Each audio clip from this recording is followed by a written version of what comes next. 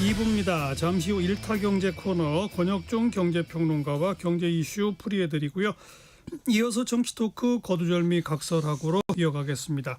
KBS 1라디오 모든 프로그램 유튜브에서도 함께할 수 있습니다. 실시간 방송 보실 수 있고요. 정치, 경제, 사회, 문화 다양한 주제의 콘텐츠들 마련돼 있어요.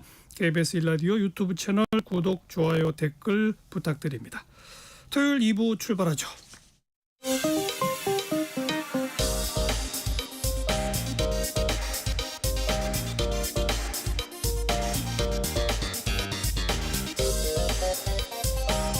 팩트체크 진짜 뉴스 정관용의 시사본부 KBS 1라디오 들어보면 압니다. 권혁중의 1타 경제입니다. 권혁중 경제평론가 어서 오세요. 네, 안녕하십니까. 정부가 내년 예산안을 의결했죠. 총 720조 원 규모, 그죠? 맞습니다. 특징은 어떻게 정리됩니까? 네, 세 가지가 있습니다. 확장 재정이라는 건데요. 전임 정부 같은 경우에는 긴축 재정이었죠. 그래서 좀 아끼고 아끼자 이런 마인드였는데 이번에는 이제 확장 재정으로 돌아섰습니다. 전년 대비해서 예산안 지출을 본다 그러면 8.1% 늘어난 규모로 내년도 예산안을 잡았고요. 그래서 일각에서는 이런 얘기하죠. 이제 재정 시한론이라고 이제 부르고 있습니다. 지금 씨를 뿌려놔야 나중에 거둘 수 있다라고 이제는 얘기하고 있고요. 두 번째로는 현 정부는 AI 진심입니다. 그래서 이 인공지능에 예산안을 보니까 과감한 투자를 단행한다 이렇게 이제 적혀 있거든요. 그래서 네. R&D 분야에 대한 집중적인 예산 투입. 요게 이제 특징이고 세 번째로는 일단 세입이 뭐 그렇게 크게 늘지 않았습니다. 그런데 이제 지출이 좀 늘다 보니까 국가 채무가 좀 증가되는 부분이 있거든요. 1,400조 원을 넘어설 것으로 보고 있고요. GDP 대비 50%를 이제 넘어설 것으로 보고 있습니다. 아직은 넘지 않았는데 내년도 예산에 보면 넘게 된다 이렇게 보시면 되겠고요. 그래서 많은 분들이 국가 부채가 걱정이다, 공공부채 걱정이다 하시는데 다른 나라 같은 경우는 GDP 대비해서 100% 넘는 나라들이 OECD 많거든요. 선진국들은 대대로 그렇죠. 네, 맞습니다. 그래서 뭐 50% 선이 높다라고는 말씀을 못 드리겠지만 일각에서 걱정하는 거는 이제는 증가 속도가 빠르다 보니까 그렇죠. 그것 때문에 이제 말씀하시는 거고 또 하나가 우리나라는 IMF를 겪어봤기 때문에 부채가 얼마나 무서운지를 알거든요. 그래서 이제는 국가 부채에 대한 긴장감이 여전히 있다 이렇게 생각해 봅니다. 네, 국방 예산이 꽤 늘어난 것도 또 하나의 특징이라고 볼 수 있을 맞습니다. 것 같고요. 국민들한테 직접적 영향을 주는 민생경제 예산 중에서 눈에 띄는 것부터 정리해 볼까요? 네, 소상공인에게요 25만 원의 경영 안정 바우처가 내년에 지급이 됩니다. 물론 이거는요 정부의 현 예산안입니다. 뭐 국회에서 어떻게 바뀔지 모르겠지만 일단 정부가 내년도 예산안에 이걸 반영시켜 놨고요. 연매출 1억 400만 원 미만 소상공인 총 230만 개사가 대상입니다. 그래서 공과금과 보험료를 낼 때 이 경영 바우처로 낼 수 있도록 하는 건데 아마 소상공인분들은 다 아실 겁니다. 올해 지금 진행되고 있죠. 50만 원의 공공요금 크레딧. 요거랑 똑같은 거라고 보시면 돼요. 다만 금액이 25만 원이다. 이렇게 기억하시면 되겠습니다. 연 매출이 1억 400만 원이면 네. 한 달에 1,000만 원도 매출이 안 나온다는 뜻이고 네, 간이가세 기준이죠. 이건 수익이 아니라 매출이니까 정말 어려운 분들 맞이하는 거죠. 네, 맞습니다. 또 인구 감소 지역에는 기본소득 시범 사업도 한다면서요? 네, 맞습니다. 이게 아까 소상공인 그 지원도 신규지만은 이번에도 좀 신규로 예산안에 반영돼서 좀 갖고 와봤는데 저도 깜짝 놀랐습니다. 왜 그러냐면 이 농어촌 기본소득을 시범 사업으로 도입하겠다. 그래서 6개 군을 뽑습니다. 전국에. 인구 감소 지역이에요. 인구 감소 지역에 이 농어촌 인구 감소 지역을 6개 군을 뽑아서 여기에 월 15만 원씩을 그 거주 주민에게 주겠다는 거죠. 그래서 한 24만 명 정도가 되는데 이게 기본 소득입니다, 말 그대로. 그래서 이게 2천억 원 정도 예산이 반영되어 있는데 이게 과연 어떻게 성공할지 안 할지는 그러게요. 아마 이제 지켜보셔야 될 것 같아요. 6개 지역은 아직 안 정해졌죠? 맞습니다. 아직 안 정해졌습니다. 15만 원이라는 액수가 이게 참 뭐 많지도 않고 너무 적은 것도 아니고 이걸로 시험 결과가 잘 나올지 잘 모르겠어요. 네. 아무튼 이게 새로 도입된 거죠. 맞습니다.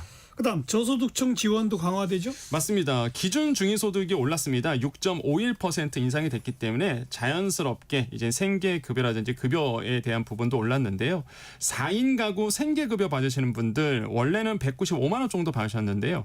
이번에 이제 내년도 가면은 이게 200만 원 돌파해서 207만 8천 원으로 이제 인상이 됩니다. 예. 그래서 생계급여가 이제 올랐다 이렇게 보시면 되겠습니다. 대중교통 정액 패스가 신설된다고요? 이거 네. 지금 일부 지자체에서 하고 있잖아요. 맞습니다. 근데 이게 이제 전국적으로 더 확대가 되는 건데 월 5에서 6만 원 정도의 이제 비용을 내면은 예를 들어서 뭐 청년이나 어르신 같은 경우에는 5만 5천 원, 일반은 6만 2천 원으로 돼 있습니다.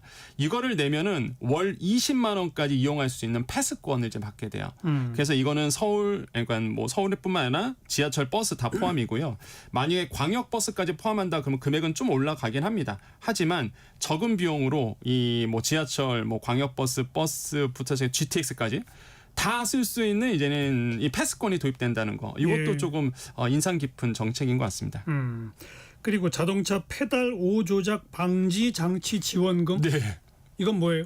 이것도 굉장히 좀 생소한데 아시겠지만 이제는 택시만 지금 일단 소형 화물만 대상이 되어 있는데 어떤 거냐? 이게 고령 인구가 많아집니다. 그래서 이제 고령의 운전자들이 많아지는데 이제 신체와 인지 능력이 저하된 고령 운전자의 운전 능력을 보완하기 위해서 페달 오조작 방지 보조 장치를 이제 보급 지원합니다. 한마디로 이런 거죠. 이게 공문에 보면 이렇게 써져 있거든요. 15km 이하 상황에서 갑자기 페달을 밟을 때 쑥 나가버리지 않게끔 막아주는 거죠. 예, 예. 이 장치를 이제 도입을 하는데 정부가 이거를 지원해주겠다. 그래서 보통 개인 택시 같은 경우에는요, 국비 80%를 지원합니다. 꽤 많이 되죠. 그래서 총 이게 44만 원 정도가 된다고 해요. 근데 거기에 이제 80%를 이제는 정부가 줘서 이 오조작 방지 보조 장치를 달 수 있게끔 하는데 대상은요 택시 소형화물 대상 65세 이상 고령 운전자가 대상이 되고요. 네. 2,000건을 지원합니다. 그래서 만약에 이게 본회의에서 통과가 되고 실제 진행이 되면 관심 있는 분들은 특히 뭐 개인 택시 고령 운전자분들은 한번 관심 있게 보셔야 될 부분인 것 같습니다. 2,000건까지만 해주는 거예요? 맞습니다. 예, 요것도 일단 시범 사업 같아요. 제가 보기에는. 그래서 2,000건만 딱 이제 정해져 있습니다. 예산이 한계가 있어 갖고요. 지금 이제 우리 그 자동차 기술 수준으로 보면 앞에 무슨 물체나 사람이 있으면 네. 가속 페달을 밟아도 자동차가 맞아요. 저절로 쓰도록 하는 거는 너무나 쉬운 기술이잖아요. 맞습니다. 할 수 있잖아요. 네. 저는 이거를 모든 자동차에 좀 다 기본으로 장착했으면 좋겠어요. 그 제조사들이 해야 되는데 이걸 제조사들이 의무 장착을 안 하다 보니까 그게 좀 아쉽긴 그 해요. 비용 때문일 텐데. 네, 맞습니다. 아니 비용이 좀 올라가더라도 이 장치만 달면 자동차 사고를 아무튼 대폭 줄일 수 있을 텐데. 너무 공감하는 말씀입니다. 특히 이제 고령화 사회도 가다 보니까 더더욱 필요한 장치인 것 같습니다. 그리고 교통법규 위반 영상을 집에서도 확인할 수 있게 한다고요? 네, 맞습니다. 이것도 사실 새로운 이제는 제도이기도 한데요. 어떤 내용이냐? 보통 이제는 많은 분들께서 교통법규 위반하면은 이렇게 고지서가 날라오잖아요. 거기에 보면 사전 과태료 고지서에 이제 사진을 첨부해서 이거를 보게끔 합니다. 근데 나는 너무 이게 억울한 거예요. 그래서 나는 영상까지 보고 싶다. 그래서 영상 자료를 열람할 수가 있게 되는데 예. 보통 경찰서 가야지만 확인할 수 있습니다. 근데 이게 너무 빈번하고 신청 건수가 굉장히 많다고 해요.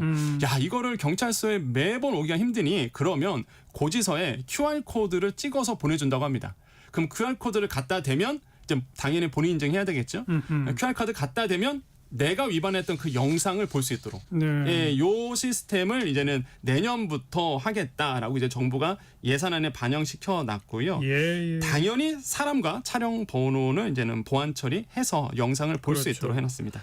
치매 환자들 재산을 지켜주는 서비스가 시작된다는 건 또 뭡니까? 네, 맞습니다. 이게 치매 환자분들이 굉장히 좀 많아지고 있잖아요. 근데 여러 뉴스에도 나왔습니다. 이게 치매 환자다 보니까 재산 관리가 안 되는 거예요. 그렇죠. 사기도 당하고요, 갈취도 당하고요, 경제적 피해를 당합니다. 그래서 치매 환자 본인 또는 후견인이 그 의사에 따라서 신탁계약을 맺습니다. 어디에다 신탁계약을 맺느냐? 국민연금공단에 이제 신탁계약을 맺으면 여기에서 이 치매 환자의 재산을 관리해 줍니다. 어떻게? 필요한 물품 구매를 대신 구매해줘서 주기도 하고요. 의료비 지출에도 알아서 신탁이다 보니까 예. 알아서 비용 처리를 해주는 이렇게 예. 일상생활에 필요한 재산 관리를 나라에서 해준다는 거죠. 이건 굉장히 좋은 그렇죠. 제도인 것 같아요. 그래서 이게 내년부터 또 시범 사업으로 들어갑니다. 예. 그래서 이것도 우리가 좀 눈에 잘 보셔야 되는 알겠습니다. 부분이지 않을까 생각해봅니다. 새로운 정책 아이디어들이 많이 도입된 또 네. 시도되는 그런 내년도 예산안이다. 네, 맞습니다. 이렇게 말할 수 있겠군요. 네. 권혁중 경제평론가였습니다. 고맙습니다. 네, 감사합니다.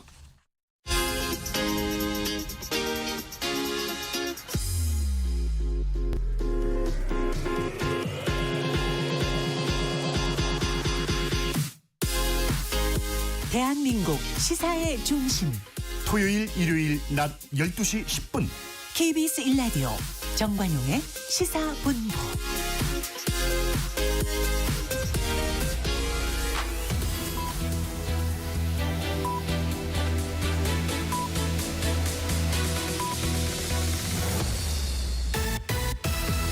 고두절미 각설하고 고고고 갈 때까지 가보자. 정관용의 시사본부. 주요 정치 이슈들 거두절미하고 알맹이부터 토론해보는 거두절미 각서라고 합니다. 더불어민주당 법률위원회 부위원장 지내신 장윤미 변호사, 국민의힘 대변인 지내신 송영훈 변호사 두 분 오늘도 나오셨습니다. 어서 오십시오. 네, 안녕하세요. 네, 안녕하세요. 자, 금주의 뜬 인물, 진 인물부터 정리해 볼까요? 먼저 뜬 인물 장윤미 변호사. 저는 누굽니까? 아무래도 장동혁 신임 국민의힘 당대표를 꼽았고요. 일단 파란이었고 처음에는 출마 자체가. 그리고 경선에 올라갔을 때도 이거 장동혁이 1등으로 올라왔다더라. 이런 소문이 있었고 실제로 해봤더니 만만치 않은 부분이 드러났었고. 다만 결론적으로는 이게 8대2 룰이 아니었으면 이기지 못했을 거라고는 합니다만 그 분위기, 기세 에 있어서는 유력한 경쟁자인 김문수 후보를 좀 압도했던 측면은 분명히 있어서 이주에 정치적으로 뜬 인물이라는 점은 뭐 부인할 수 없어 보입니다. 그렇죠. 송영훈 변호사. 예, 이미 뽑으셔서 전 다른 분으로 하겠습니다. 이진숙 방통위원장입니다. 이분은 금주에 본인이 뭘 한 건 없어요. 그리고 잘해서 뜬 건 아닙니다. 그런데 이재명 대통령이 사실상 띄워주고 있습니다.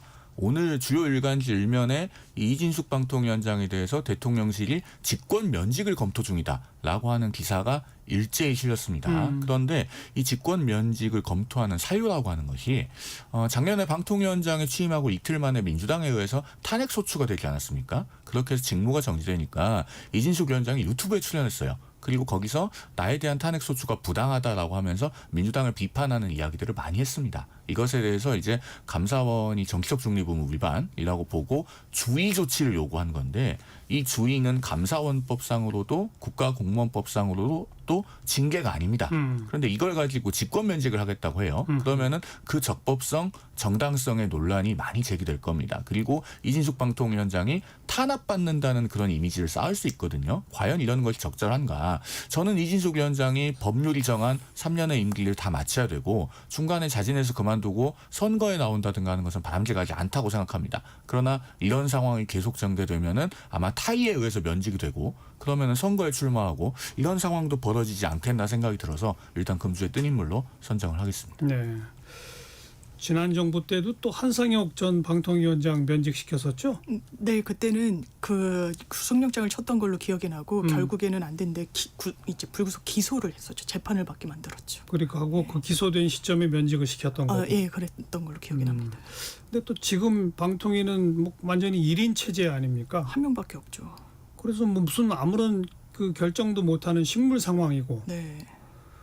그리고 지금 이제 정부에서 방통위를 대체할 새로운 기구를 만드는 법안을 제출했다고 하는데 그건 해당 상임위원회 위원장이 국민의힘이라서 네.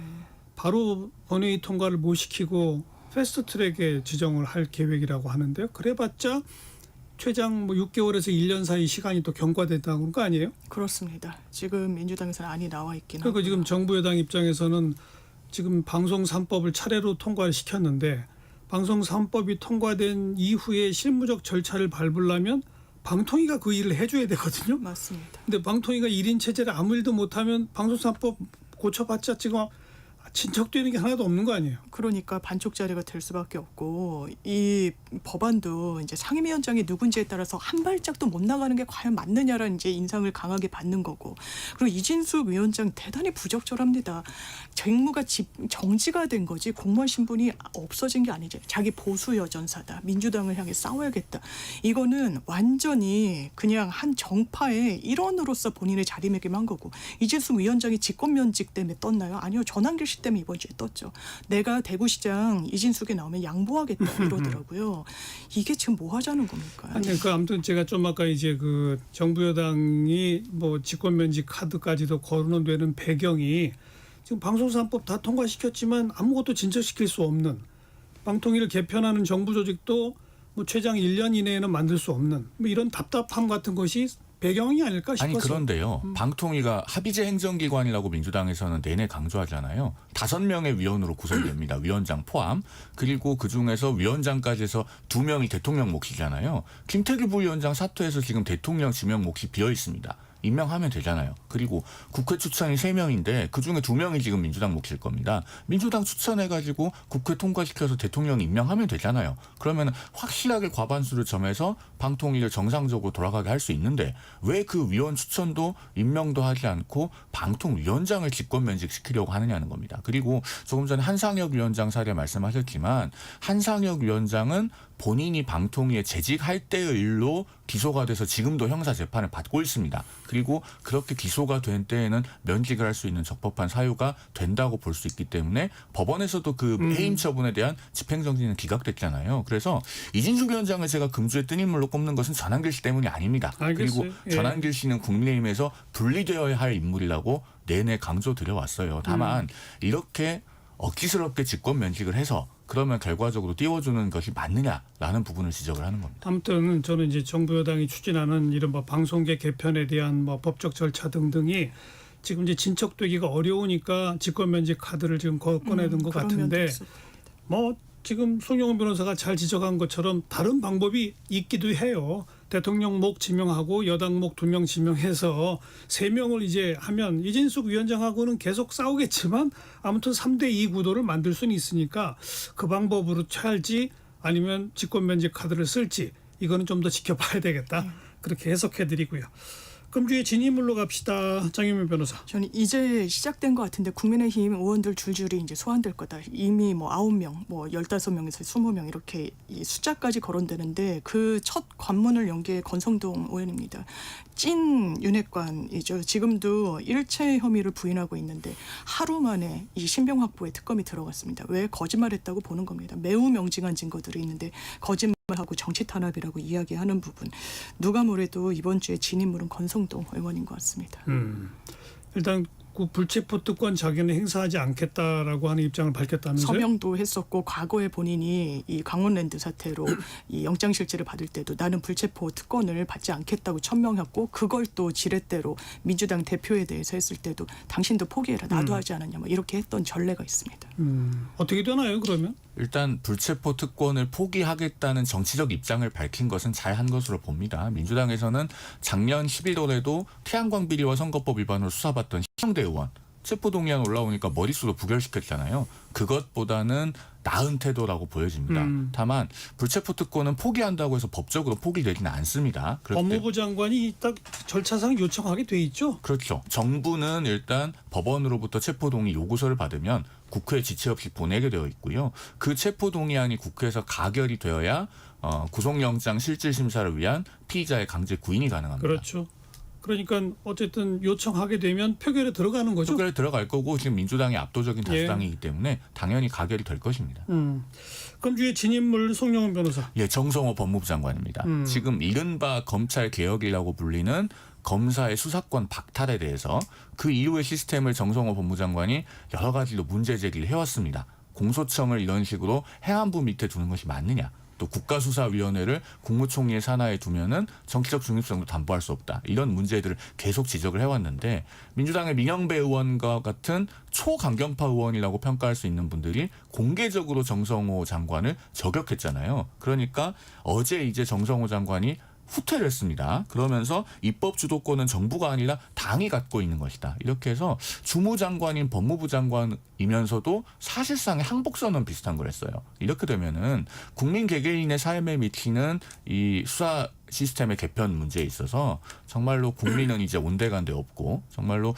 강경파 의원들이 목표로 하는 검사의 수사권 박탈 그리고 경찰의 어떤 수사 결과를 다시 보안 수사조차 할 수 없는 최악의 시스템으로 갈 가능성이 높아지는데 이것은 주무장관으로서 책임 있는 태도가 아닙니다. 금주의 진인물로 꼽지 않을 수가 없다라는 말씀드립니다. 뭐 송영훈 변호사는 이제 뭐 강경파 뭐 이런 뭐 표현들을 썼는데 저는 솔직히 저도 어느 정도 뭐 검찰 체제나 등등에 대해서 남들보다는 조금 더 많이 안다고 생각하지만 잘 모르겠어요.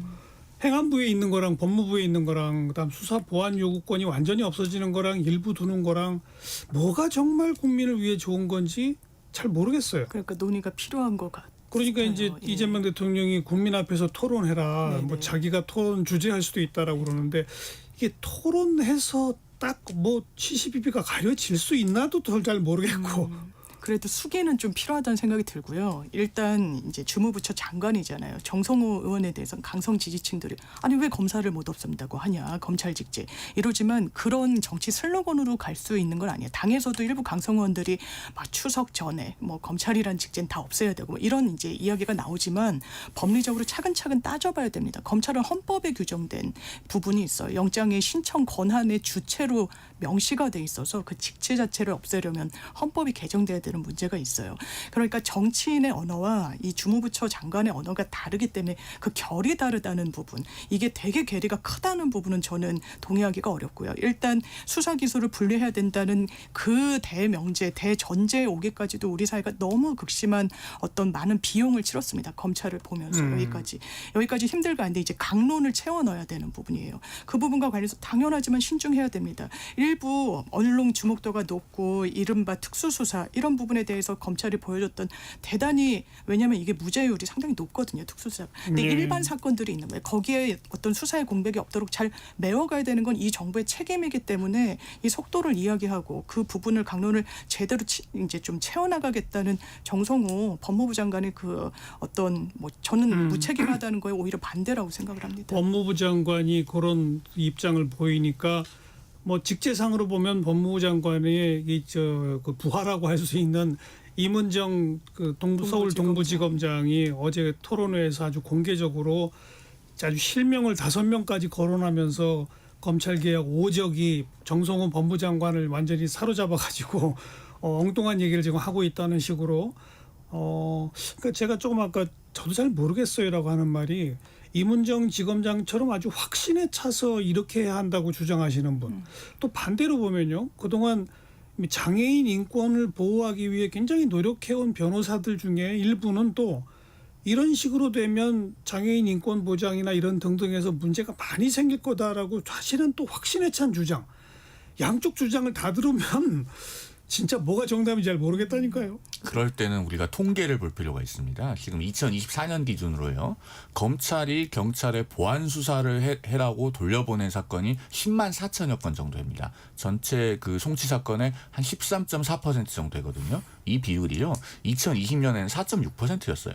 2.9배가 늘어났습니다. 4년 동안. 그러니까 경찰이 지금 수사를 완벽하게 할 수 있으면 그런 비율이 그렇게 점점 올라가지 않겠죠. 그런데 수사와 기소를 완전 분리해서 검사가 보안 수사 요구도 할 수 없고 직접 보안 수사도 할 수 없고 이렇게 되면은요. 그냥 기소해서 부실 기소로 그러면 대거 무죄가 나오거나 유죄가 나와야 될 사람들이 혹은 이게 뭔가 제대로 처리가 안 되면서 사건이 계속 뺑뺑이가 돌거나 이렇게만 되는 거예요. 사실 앞서 말씀하신 이제 김혜원 변호사 같은 분은 어느 정파적으로 편벽된 분이 아닙니다. 그런 분들이 구체적인 통계나 이런 것들을 이야기하면서 지금 이런 식으로의 검찰 개혁은 안 된다라고 주장을 할 때는 우리 사회가 그 목소리에 귀를 기울일 필요가 있는 것이고 제가 많이 물러나서 말씀드립니다만은 적어도 정청래 대표가 하려고 하는 것처럼 추석 전까지 무조건 이 법안들을 통과시켜야 한다고 해서 군사작전 하듯이 밀어붙이는 것은 맞지 않다. 라는 생각이 듭니다.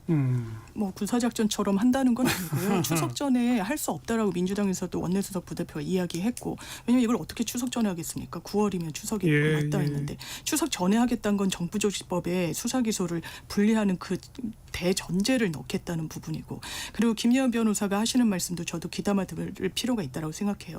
왜냐하면 저희가 현장에서 검찰과 경찰의 어떤 법리 적용의 능력, 수사 능력의 차이를 직접 경험을 합니다. 왜냐하면 입직 경로가 달라요. 검찰과 경찰은. 그렇기 때문에 경찰의 수사 능력을 보완해야 되는 부분이 있고, 지금 이 기준은 어느 시점으로 맞추신 그 통계를 말씀 주시는지 모르겠지만, 기본적으로 검찰의 직접 수사권이 없어진 다음에는 보완 수사 비율이 늘어날 수밖에 없는 그 구조적인 개편의 과정이 어쨌든 있었고, 지금은 아예 보완 수사권을 줄 것이냐 말 것이냐에 또 문제가 남아 있는 것 같습니다. 그러려면 보완 수사 권한도 검찰에 남기지 않으려면 경찰의 수사 능력을 좀 보완할 필요는 분명히 있다라는 점. 김예원 변호사님의 그렇죠. 그 주장도 그 맥락에서는 있습니다. 그리고 이제 대신에 또 중수청이 신설이 되면 그 중수청에는 오랜 수사 능력을 가진 검찰 인력들이 다 가니까 거기가 충분히 수사하면 또 된다라는 또 대안도 그렇습니다. 한편에서는 있는 것 같고, 예. 그래서 아무튼 이제 검경 수사권 조정 이후에 고소고발한 사건의 처리 기간이 굉장히 늘었다더라, 뭐 이런 등등의 여러 가지 문제가, 현실적 문제가 드러난 게 있잖아요. 이번에 개편하면서는 그런 현실적 문제 예상되는 건 요건 이렇게 맞겠습니다, 요건 이렇게 맞겠습니다까지 대답할 수 있어야 가능할 것 같아요. 그렇습니다. 동의합니다. 자, 금주에 뜬 인물 진인물 다 했는데 우리 한미 정상회담에 대해서는 두 분 다 언급을 안 하셨어요. 가볍게 한번 코멘트 네. 하실래요? 저는 뒤에 이제 2주에 한마디로 좀 준비를 아. 해놨는데, 저는 긍정적으로 그냥 국민의 한 사람으로서 긍정적으로 평가를 하고, 제가 위성락 그 실장 인터뷰를 들었는데 거의 시나리오를 어떤 사안을 전제하고 가지에 가지를 쳐가지고 다 대비를 했다라고 하더라고요.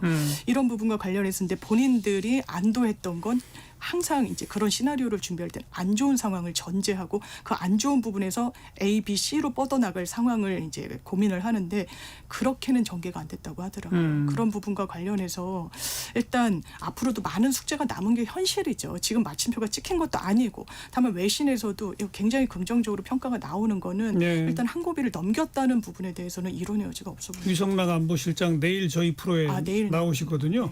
좀 그 뒷얘기 좀 더 네, 들어보도록 저도 하고. 들어보겠습니다. 위성락 안보실장 내일 출연하시면 어제 국민의힘에서 다녀간 사람은 한미 정상회담에 대해서 학점을 매기면 I라고 하더라. 아이? incomplete라고 좀 물어봐 주십시오. 안 끝났죠. 기한 내에 학점을 입력하지 않으면 우리가 I로 뜨잖아요. 그리고 나중에라도 입력을 하면 이게 A, B, C 중에 하나가 됩니다만 끝까지 입력을 안 하면 F가 됩니다. 뭘 말씀드리냐면요. 지금 한미 정상회담에서 공동 성명이나 공동 선언이나 어떤 구속력 있는 합의문은커녕 공동 기자회견문도 없어요.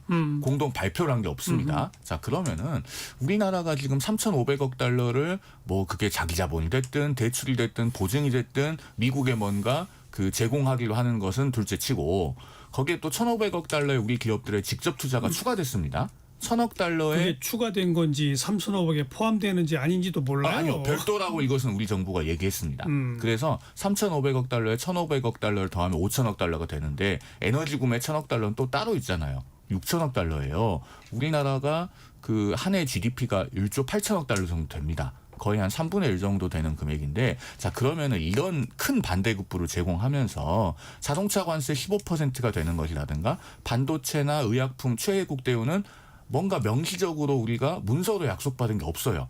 자, 그러면 이런 상황을 어떻게 할 건가? 또 우리가 돈을 내는 입장에서는요, 당장 명문화가 안 되는 것이 당연히 좋을 수도 있습니다. 예, 예. 문제는 강훈식 비서실장도 얘기했지만, 강훈식 실장이 뭐라고 했습니까? 트럼프 정부에서의 그 통상협상의 뉴 노멀은 계속 논의하는 것이다라고 했잖아요. 그러면 트럼프 대통령의 임기는 3년이 넘게 남았는데 언제까지 이것을 대한민국이 문서화하지 않고 버틸 수 있는 거냐의 문제가 남아요. 내일 위성락 실장이 출연하면은 이런 문제를 한번 우리 KBS에서 꼭 좀 물어봐 주십시오. 네, 그걸 두고 시각이 우리 송영은 변호사처럼 걱정하는 시각이 있고, 네. 한편에서는 시간 버는 게 제일 잘한 거다라는 그런 시각도 시각이 있더라고요. 있죠. 지금 이제 문서화 얘기를 하시는데요. 일단 이런 협정 과정에서 문서로 한 국가가 영국인가밖에 없다고 그러더라고요.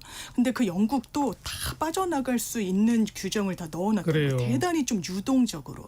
그러면 이제 말씀 주신 걸 좀 양보해서 한미 정상이 처음 만났을 때는 뭐 협정문 담화문이 나오는 게 관례기도 하고 전통이었던 건 맞습니다. 근데 그 전부터 많은 외교 전문가들이 이번에 문서를 내는 건 진짜 신중해야 된다라고 이야기를 하더라고요. 그리고 나중에도 문서가 나오지 맞아요. 않은 것도 우리 정부가 문서화하는 건 좋지 않겠다는 그런 기준을 갖고 들어갔다라고 해서 그게 비판의 지점이 될 수는 없다고 생각합니다. 아니 그래서 제 관점이요. 우리가 유리한 것과 불리한 걸 나눠서 보자는 거예요. 예, 우리가 예. 얻어와야 될 건 당연히 문서화를 했으면 좋죠. 근데 우리가 불리한 부분도 있어요. 돈을 내야 되는 입장이니까요. 그런데 중요한 것은 이번에 문서화가 안 됐기 때문에 잘못된 한미 정상회담이다가 아니라 네. 인컴플리트 상태인데 과연 트럼프 행정부가 끝날 때까지 이걸 우리가 불리한 문서화를 하지 않고 얼마나 버틸 수 있을까 이게 걱정이라는 겁니다. 분위기는 좋은데 손에 잡히는 건 없어요. 지금 한미 양국 다 말이죠.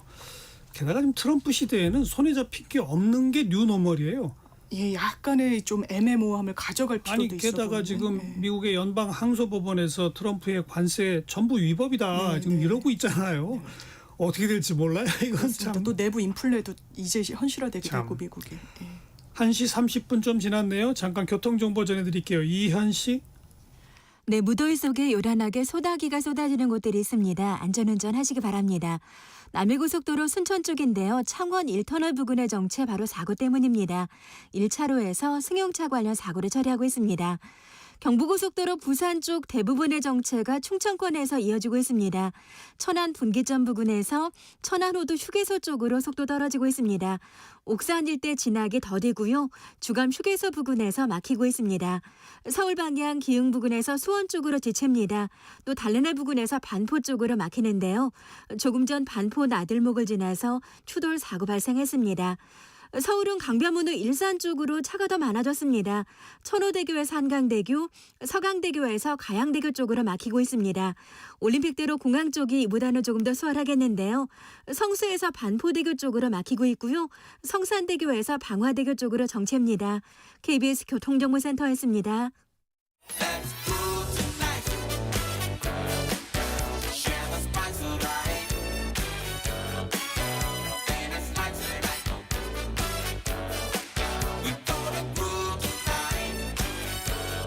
국민 MC 정관용.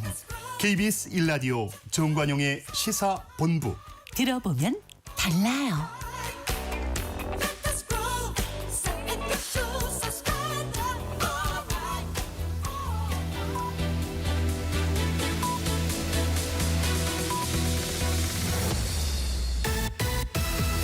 고두절미 각설하고 고고고. 갈 때까지 가보자. 정관용의 시사본부. 매주 토요일 2부 거두절미 각설하고 더불어민주당 법률위원회 부위원장 지내신 장유미 변호사, 국민의힘 대변인 지내신 송영훈 변호사 두 분과 함께하고 있습니다.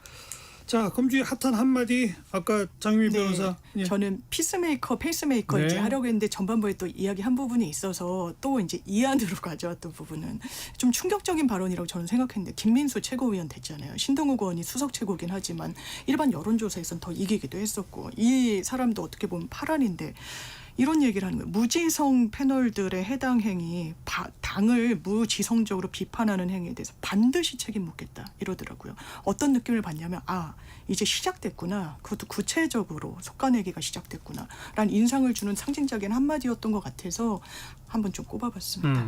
금주의 한마디 송영훈 변호사.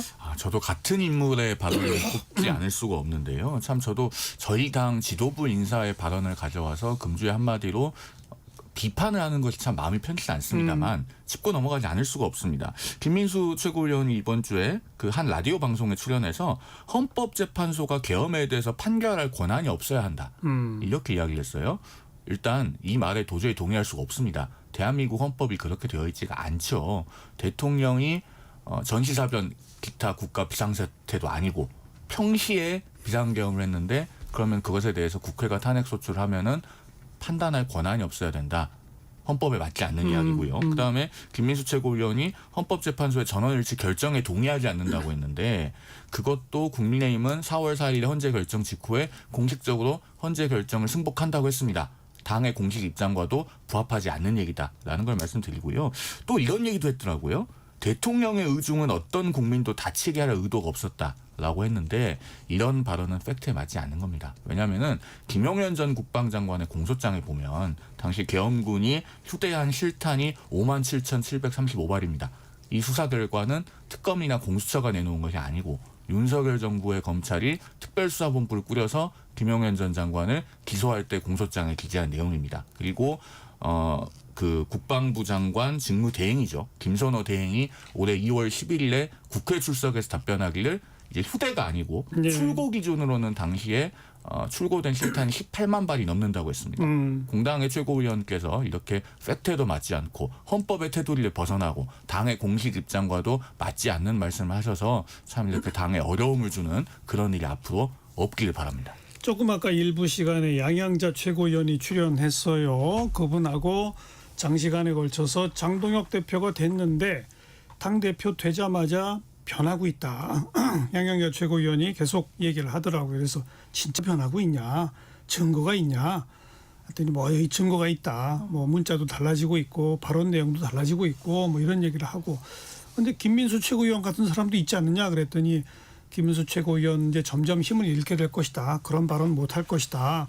조금 아까 우리 장유미 변호사가 얘기한 무지성 패널이라고 하는 게 당의 그 대표 패널로 나와서 당을 비판하는 사람 징계해야 한다. 뭐 그런 얘기인데 제가 아주 노골적으로 우리 송영원 변호사 그럼 징계되느냐. 그랬어요. 네. 양양자 최고위원이 절대 그럴 일 없다. 어떻게 무슨 징계를 하느냐. 뭐 전한길 씨도 경고밖에 못했는데 뭘 기준으로 어떻게 징계를 할 수 있겠느냐. 이렇게 양양자 최고위원은 당은 이제 완전히 변하고 있다.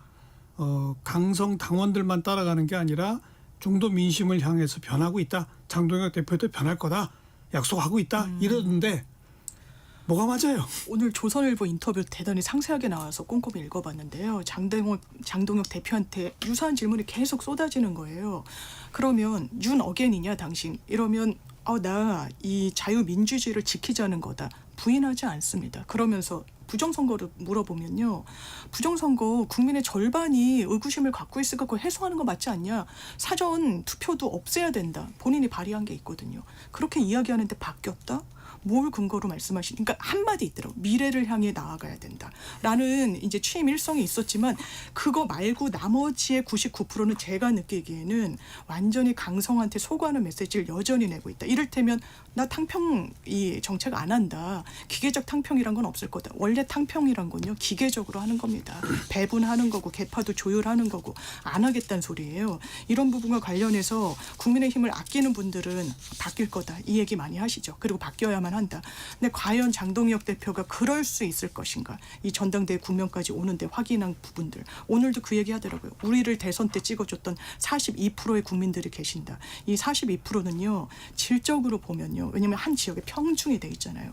지방선거에서 전국 단위로 이기기 어렵습니다. 그런데 42%를 지금도 거론한다?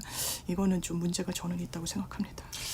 장동혁 대표도 바뀌어야 되고요. 바뀔 거라고 기대합니다. 가장 중요한 이유는 뭐냐면 결국에는 정당의 수장은요. 임기 중에 전국 선거가 있으면 그 선거 결과로 실적을 평가받기 마련입니다. 당연하죠. 그리고 장동혁 대표도 그걸 모르지 않을 거예요. 그러면 그걸 해나가려면 뺄셈의 정치, 나눗셈의 정치, 인수분해의 정치를 해서는 절대로 선거에 승리할 수 없습니다. 덧셈의 정치, 곱셈의 정치, 통합의 정치를 해나가야 되거든요. 그런 점에서 앞으로 이제 장동혁 대표의 당직 인선 그리고 구체적인 메시지와 행보 이런 것들을 통해서 본인이 변화하고 있다는 것을 좀 가시적으로 보여주시기를 기대하고요. 오늘 조선일보 인터뷰 언급하셨으니까 말인데 그래도 거기서 그런 언급을 하긴 했더라고요. 계엄은 분명히 잘못된 행동이고 잘못된 행동과는 절연해야 된다. 절연이라고 하는 표현을 썼다는 점에서 앞으로 그래도 노선의 선회 가능성이 있지 않을까 하는 생각도 해봅니다. 그 인터뷰 저도 봤는데 그 윤 어게인 질문에 대한 대답도 상당히 애매모호한 식으로 했어요. 저는 빠져나간다고 생각했습니다. 아니 그러니까 진짜 이 윤 탄핵이 완전 잘못됐으니 윤 대통령을 다시 두고 복귀시킵시다는 절대 아닌 식으로 얘기하잖아요. 그런데 그렇게도 얘기하더라고요.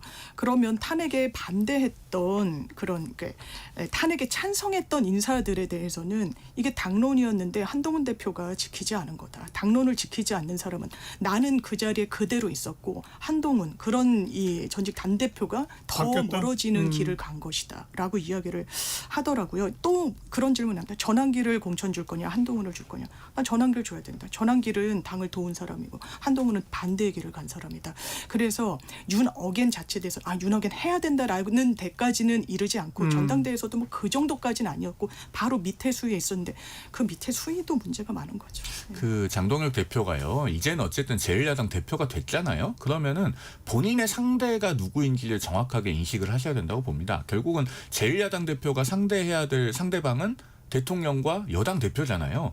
한동훈 전 대표가 본인의 상대방이 아닙니다. 그러니까 인터뷰를 통해서 과거 그 탄핵소추 과정에서 있었던 일에 관해서 자꾸 뭔가 합리화를 하려고 하거나 또는 뭐 굳이 전직 대표를 저격하려고 하거나 라고 한다면은 그것은 제가 봤을 때는 장동혁 대표의 임무는 아닌 것 같다라는 생각이 듭니다. 1차 바로미터가 당직 인선인가요, 그러면?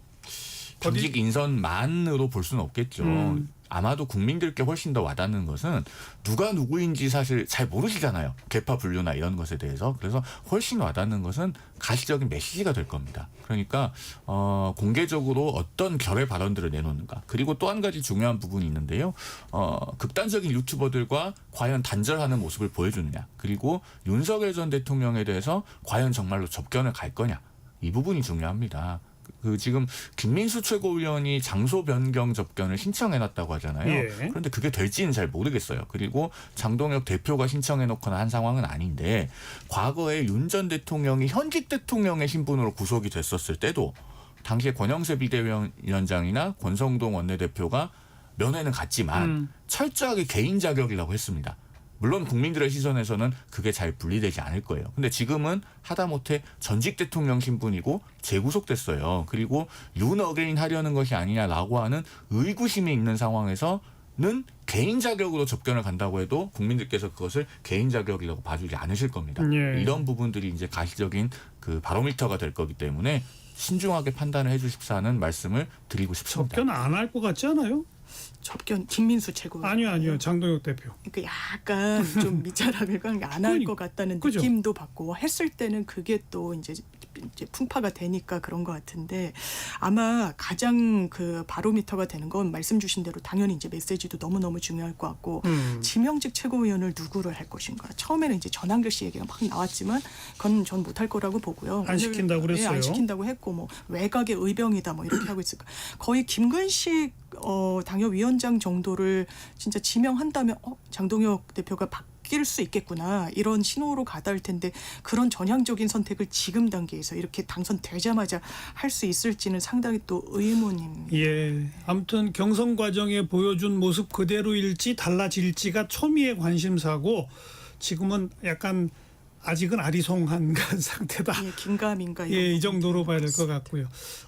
이재명 대통령하고는 만나게 될 것 같죠? 어떻게 보세요? 만나야죠. 네. 그리고 제 개인적으로는요. 형식이나 의제를 구애받지 않고 만나야 된다고 생각합니다. 왜냐하면 앞서도 한미 정상회담 얘기를 했습니다만 우리 국민들께서요. 그 공개된 장면은 많이 보셨어요. 그리고 그 공개된 모두 발언을 하기 3시간 전쯤에 트럼프 대통령이 그 뭐 펄지 앤 레볼루션인가요? 그러니까 숙청과 혁명이 대한민국에서 일어나고 있다. 그래서 나는 그런 곳에서 비즈니스 못한다. 이런 SNS를 올리는 바람에 굉장히 가슴 졸이면서 봤습니다. 그것 때문에 기대치가 많이 낮아진 상태였다 보니 큰일 없이 공개 부분이 넘어간 것만으로도 안도하고 계십니다만 정말 중요한 것은 비공개 부분이잖아요. 그리고 어떻게 한미가 구체적으로 의견 접근을 했는지에 대해서 우리 국민들께서 너무 많이 모르고 계세요. 그러면은 야당 대표는 국민을 대표해서 그 자리에 가서 대통령에게 매우 상세하게 물어야 되고 대통령이 제1야당을 정말로 국정의 파트너로 생각한다면은 거기에 대해서 매우 진솔하게 답해줘야 될 책무가 있습니다. 이재명 대통령의 외교에 관해서는 여야가 다른 목소리를 내지 않았으면 좋겠다고 하는데 말씀은 맞아요. 예. 그것에 대한 전제는 매우 진솔하고 허심탄회하게 모든 정보가 공유되는 겁니다. 그런 점에서 저는 장동혁 대표가 일단 만나서 그런 장을 이재명 대통령으로부터 이끌어내고 만약에 대통령이 자꾸 답을 하지 않거나 알려주지 않는 부분이 있다면 회담하고 나와서 국민 앞에 대통령이 이런 거 말 안 해주더라라고 소상히 밝혀서 또 민심을 얻어 나가야 된다 이렇게 생각합니다. 대통령도 해외 순방 이후에 여야 대표 만나자는 건 정보 공유하기 위해서 만나는 거니까. 정보 공유하기 위해서 만나는 거고 당연히 야당에게 설명할 의무도 있는 거고 그걸 안 한 유일한 대통령이 윤석열 전 대통령이었던 겁니다. 그러니까 우상호 정무수석을 보내서 만남을 청하고 그 이후에도 공식적으로 이야기를 했는데 장동혁 대표가 뭐 거칠해 뭐 할 거면 안 만난다. 1대1이 아니면 안 만난다. 오늘 동아일보 사설 제목이 좀 인상적이더라고요. 지금 당신이 그럴 땐가라는 취지예요. 그럼 안 만난다. 그 어떤 피해가 고스란히 누구한테 갑니까? 지금 국민의힘은 정확하게 객관적인 지형이 소수 야당이에요. 본인들 힘만으로 할 수 있는 물리적인 한계가 있습니다. 그러면 협치나 어쨌든 대화의 물꼬를 안 트는 건 아무것도 안 하겠다는 거예요. 물론 여당을 견제하고 대통령에 대해서 비판할 수 있죠. 근데 그것만 할 수는 없는 노릇이란 말이에요. 그러니까 먼저 만나자고도 해야 될 판에 지금 조건 따질 때냐라는 게 그 제목이었는데 아마 저는 궁극적으로는 이제 장동혁 대표도 뭐 경험치가 이제 뭐 2선 3년은 안 됐다고 합니다만 그러니까 만나지 않을까 기대해 봅니다. 그리고 약간 입장이 바뀌었잖아요. 약간 바뀌었더라고요. 여야 함께 만날 수 있다. 네. 단 뭐 따로 또 나중에 둘이 만난다는 약속을 해달라. 뭐 이런 식으로 조금 바뀌었잖아요. 네. 아마 만나게 될 걸로 봅니다. 그런데 이렇게 된 과정을 좀 짚어봐야 되는 게요. 저는 대통령실의 메시지가 부적절했다고 봐요. 영수회담이라고 하는 단어는 권위적인 정치시대의 산물이라고 하면서 여야 지도자 회담으로 불러야 된다고 그랬잖아요. 강유정 대변인이 그 얘기를 했을 겁니다. 그런데요. 대통령실 대변인이면 대통령의 철학을 가장 잘 알아야 되고 대통령의 정치 이력은 훤히 꿰고 있어야 돼요. 이재명 대통령이 2022년 8월에 민주당 대표로 당선되고 나서 그 직후에 영수회담을 제안했습니다. 정확한 워딩이 영수회담이에요. 그러니까 야당 대표일 때는 영수회담을 요구해 놓고 대통령이 되니까 영수회담은 권위적인 정치시대의 산물이다. 그러면은 야당 대표 입장에서도 좋은 말이 나오기가 어려운 겁니다. 한 가지만 더 짚으면은요. 2024년 4월 29일에 여야 영수회담이 있었죠. 그 열흘 전인 4월 19일에 윤석열 당시 대통령이 이재명 당시 민주당 대표에게 직접 전화해서 영수회담 제안을 했습니다. 아니 하다못해 윤석열 전 대통령도 그렇게 했는데 이재명 대통령도 직접 제안하는 제스처를 보여줄 수 있죠. 그런 부분은 좀 아쉬웠다라는 말씀을 드립니다. 정무수석이 가서 요청하는 것보다 공식적인 게 뭐가 더 필요한지 저는 좀 개인적으로 의문이고요. 저는 장동혁 대표가 이런저런 조건을 걸 때 영수회담이라는 용어의 비민주성 때문에 그랬다고 생각하지 않습니다. 자기의 정치적인 어떤 과시 이런 부분에 사실 처음부터 비춰놓고 왜냐하면 취임 첫 일성도 이재명 정부를 1년 안에 끌어내겠다는 거였어요. 그러니까 겸연 적은 거죠. 만남에 바로 응하는 것도 그 맥락이지 그런 부분과 관련해서 무슨 영수회담의 용어의 문제 동의는 되지 않습니다. 아무튼 둘이 됐건 셋이 됐건 자주 만나라. 저는 뭐 그 얘기만 하고 싶고요. 특검이 전격적으로 한덕수 총리 구속영장 기각되자 그냥 불구속 기소를 했고 김건희 씨에 대해서도 뭐 계속 묵비권 행사하니까 또 바로 기소를 했고요. 뭐 이건 뭐 그냥 어쩔 수 없는 정해진 수순 이렇게 봐야 되나요? 저는 한덕수 총리 건과 김건희 씨 건은 좀 이제 분별해서 보는데 김건희 씨는 이제 31일이 구속기한 만료였고 진술도 소극적으로 하고 이제 명태균 같은 거 명태균이 거짓말한다 해서 뭐 비교적 적극적으로 이야기했다고 하는데 좀 앞뒤는 제가 봤을 땐 맞지 않고 그러니까 시간이 없으니까 이제 구속 기소를 한 거고 세 가지 혐의가 들어갔으니까 나머지 혐의에 대해서는 추가 이제 구속 기소도 가능한 부분으로 남겨놓은 거고 저는 이를테면 집사 게이트 김예성 씨도 구속 기소가 됐어요. 뭐 이런 어떻게 보면 떨거지들도 구속 기소가 되는데 한덕수 총리는 그 직책의 무게감이 가볍지 않습니다. 판사는 법리적으로 이게 뭐 내란 우두머리의 방조니 아니면 주요 임무 종사자로 의율해야 되니 뭐 이런 전제에서 법리적인 다툼이 있다라고 본 것 같은데 이런 사안이 불구속 기소가 되는 게 맞는 건지 이제 바깥에서 따박따박 재판일에 출석하듯이 가서 재판을 받게 될 텐데요. 저는 이건 정의에 맞지 않는다고 생각합니다. 한 번 더 영장을 쳤어야 된다고 저는 생각합니다. 저는 매우 시각이 다른데요. 한덕수 전 총리에 대해서 내란 중요 임무 종사나 내란 부하 수행 뭐 이런 걸로 구속영장을 청구하지 않고 내란 우두머리 방조 혐의를 적용하면서 부작위에 의한 방조범으로 구성을 했어요. 특검이. 그런데 부작위라고 하는 건 어떤 적극적이고 능동적인 행위를 하는 작위에 반대되는 개념입니다. 그러니까 어떤 의무가 있는데 그걸 하지 않았다는 거예요. 해야 할 일을 안 한 것. 예, 그런데 우리 대법원 판례가 여기에 대해서는 확립되어 있습니다. 범죄 구성 요건을 판단할 때요. 적극적이고 능동적인 행위를 한 작위에 의한 범죄로 구성할 수 있으면 그게 우선이에요. 그게 안 될 때 부작위에 의한 뭐 방조범이 됐든 뭐가 됐든 그걸 검토를 하는 겁니다. 자, 그러면은요. 판사가 구속영장 청구서를 받았어요. 부작위에 의한 방조범으로 법리가 구성이 되어 있으면 적극적이고 능동적인 행위를 입증하기 어렵다는 뜻이구나. 이렇게 받아들이겠죠. 그런 점에서 부작위에 의한 방조범으로 구성하면 법리적으로 다툴 여지가 크다고 본 겁니다. 특히나 부작위에 의한 방조범은 그 성립 요건이요. 그 의무를 이행함으로써 결과 발생을 용이하게 방지할 수 있었어야 돼요.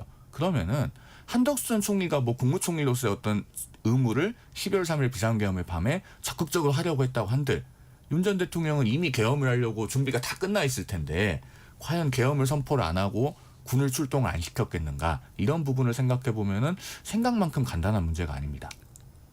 앞으로 이제 어쨌든 법원에서 그게 가려지겠죠. 법원에서 가려지겠죠. 그러니까 근데 특검 측의 주장은 대통령의 계엄을 합법화시키려고 국무위원들을 소집하고 뭐 의사 정족수도 손으로 세고 막 이랬었다라고 하는 주장이고 아마 한덕수 전 총리 쪽 주장은 대통령이 계속 하겠다고 하니 네, 네. 나는 어쩔 수 없이 네. 이건 법적 절차를 이게 거쳐야 한다라고 했을 뿐이다. 아마 이랬겠죠. 그런 것 같아요. 그러니까 이제 과연 이게 뭐 형사적 처벌까지 되느냐 마느냐는 이제 법원의 판단에 달린 셈 아닙니까? 맞습니다. 말씀 주신 대로 이제 부작위 헌법적 책무를 다하지 않은 부분도 있지만 마지막에 특검 브리핑을 보면요. 거기에 멈춰 있지는 않습니다. 왜냐하면 말씀 주신 대로 국무위원들 딱 오는데 막 손가락으로 세고 있는 영상이 있다는 거예요. 2분 만에 끝냈거든요. 본인이 진짜 만류하려고 수기할 것 같았으면 정적수 딱 차고 오는 사람들 뭐 돌려보냈다는 거 아닙니까? 국무위원 일부는. 그리고 2분 만에 끝내는 건 말이 안 되는 거죠. 그러니까 적극적인 행위를 했고 나중에 이제 사인을 해야 되잖아요. 거기 국무위원들. 심의소에 안 하겠다고 했다는 거예요. 이거 누가 봐도 잘못됐으니까 상식에 있는 사람은 그렇게 국무위원들은 판단하지 다 안 하겠다고 않겠습니까? 했죠. 근데 막 하라고 그랬다는 진술이 확보됐다는 거예요. 한덕수 전 총리가. 이거 그냥 출석 같은 의미니까 사인해라. 안 했다는 거 아닙니까? 그런 부분과 관련해서 본인이 얼마나 떳떳하게 항변할 수 있을지 저 의문입니다. 제가 좀 말씀을 드리면 뭐 제가 한덕수 전 총리에 대해서 매우 일관되게 비판적인 입장을 견지해왔다는 거는 저희 프로그램 애청자들은 잘 아실 거예요. 그런데 정치적으로 비판받아야 되는 거 하고 형사법적으로 어떻게 이 사람을 취급할 것인가는 좀 다른 문제입니다. 이건 후자는 굉장히 엄밀하게 법리적으로 접근을 해야 됩니다. 내란 우두머리 방조 혐의를 적용하면서 그걸 부작위에 의한 방조로 구성하는 게 왜 문제가 되냐면요. 내란 우두머리죄는 형법상 법정형이 사형, 무기징역, 무기금고밖에 없습니다. 그리고 방조범은요. 형법상 종범에 의한다고 해서 한 단계 법률상 감경을 해요. 그러면은 무기징역을 감경하면요. 형법상 징역 10년에서 50년이거든요. 정상참작에 의한 감경은 논외로 합니다. 그런데요. 내란 중요임무종사죄는 저 형법상 법정형이 5년 이상의 징역입니다. 자, 그러면은요. 잘 들어보십시오. 방조가 더 세요? 아니, 방조가 그냥 방조가 문제가 아니고 부작위에 의한 방조란 말이에요. 예를 들면은 국무총리가 물론 이건 가정입니다. 그 계엄의 밤에 본인이 어찌할 바를 몰라서 아무것도 안 하고 가만히 있었다. 특검에 논리되면 그게 징역 10년 이상이에요. 그런데 뭐 저기 수방사령관이나 특수전사령관이나 이런 사람들이 적극적으로 국후에 군대를 출동시켜요. 그게 징역 5년 이상이에요. 법정형에 불균형이 있어요. 법정에 불균형이 있네요. 판사는 그 부분에 대해서 고민을 할 수밖에 없는 거고 그러니까 그러면 이 단계에서 구속영장이 맞나? 법리를 다시 구성해 보도록 돌려보내는 것이 맞지 않나? 알겠습니다. 이렇게 보는 거예요. 다만 최종적인 유무죄는 저는 구속영장과는 별개일 수 있다고 봅니다. 그러니까 이제 바로 이런 게 법원에서 앞으로 이제 다퉈질 것 같고요. 뭐 다시 언급하고 싶지는 않지만 이제 금거북이까지 등장하니까 김건희 씨에 대한 여론은 이제 완전히 가겠죠. 매직이에요. 김건희가 지금 매관 매직했던 겁니다. 국가교육위원장도 금거북이 한 700만 원짜리를 받고 했으면 다른 자리는 어떻게 했을까 의문이 드는 거죠. 총리실 비서실장도 이 한 1억 2천 정도의 뭐 귀걸이, 목걸이 세트를 받은 거 아닙니까? 그 사위를 영전시켜 주려고. 단 이 두 직책에 그쳤을 거예요. 저 수사해야 된다고 봅니다. 하하. 참 들을 말씀이 없어요. 왜냐면은 그 10돈짜리 금거북이가 요즘 시세로 한 600만 원에서 700만 원 정도 된다고 하는데 국가교육위원장이 장관급이잖아요. 그러면은 그거를 받고 국가교육위원장으로서의 매관 매직을 알선해 주지는 않았을 것 같습니다만 그것까지 받았으면은 얼마나 뭔가 금품을 가져다 주면은 가리지 않고 다 받았겠는가를 추론할 수 있는 지점이에요. 최소한의 공적 윤리도 없는 거예요. 그러니까 제가 드릴 말씀이 없다고 하는 거고 공동체를 중시하는 보수는 그 누구보다도 부패에 대해서 엄정해야 됩니다. 그렇기 때문에 이런 상황에 대해서 보수가 더 엄정하게 김건희 씨를 비판하고 질타하고 또 자체적으로 반성하면서 앞으로 이런 일이 정말 없도록 하겠습니다라고 국민들께 고개를 숙여야 될 때다라고 생각합니다. 네, 참 아이고 참 별게 다 나오니까 게다가 요번에 김건희 씨 기소하면서는 요 건은 들어가지도 않았거든요. 네. 참 앞으로 검찰 특검 수사가 어떻게 될지 참 점입가경인 것 같아서 답답합니다. 네, 거두절미각설하고 오늘 여기까지 더불어민주당 법률위원회 부위원장 지내신 장유미 변호사, 국민의힘 대변인 지내신 송영원 변호사 두 분 수고하셨어요. 감사합니다. 감사합니다. 아까도 말씀드렸죠. 내일 낮 12시 10분 일부 시간 위성락 대통령실 국가안보실장 초대해서 첫 한미정상회담 성과와 관련한 뒷이야기 직접 들어보는 시간 마련했어요. 네, 많이 기대해 주시기 바랍니다. 랜디 반 워머가 부른 Just When I Needed You Most 함께 듣고요. 내일 뵙죠. 안녕히 계세요.